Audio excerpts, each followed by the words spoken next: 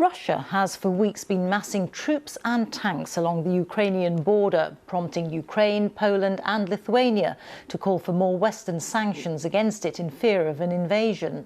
A joint statement by the countries today accused Russia of continuing aggression and urged NATO to act. Russia has denied preparing for an invasion and has accused the West of threatening Russia through NATO expansion. Our Moscow correspondent Steve Rosenberg has been investigating just what President Putin might be planning. In Russia too, it is the season of goodwill.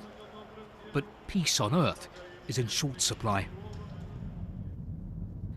Russian armour is massing near the border with Ukraine. At the same time, Moscow is demanding an end to NATO enlargement and NATO military activity in Eastern Europe. What is Russia signalling? I asked the Deputy Foreign Minister, has Moscow decided to reverse the results of the Cold War? We're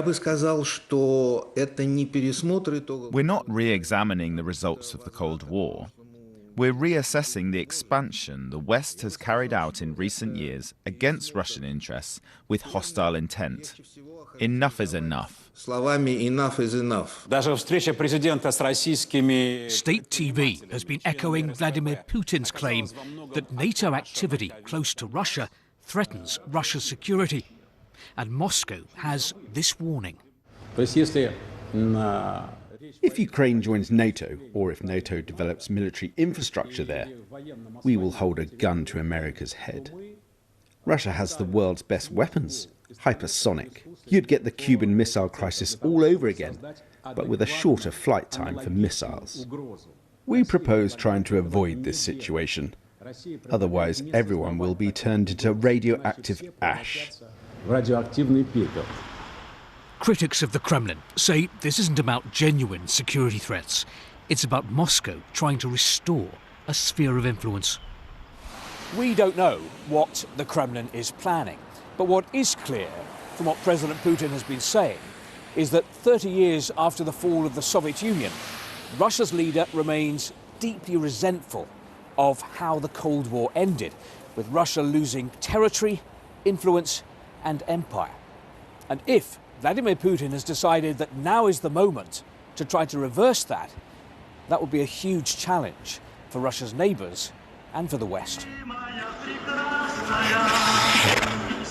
Right now, most Russians are focused on celebration, not confrontation. If there is a full-scale war with Ukraine or a clash with the West, the Kremlin may be skating on thin ice in terms of public support. I don't want any war, Irina says, any killing. Slavic people are like a family, says Ruslan. I can't bear the idea of fighting with Ukraine. Ultimately, it's the president who'll decide whether Russia takes the path of compromise or confrontation. Steve Rosenberg, BBC News, Moscow.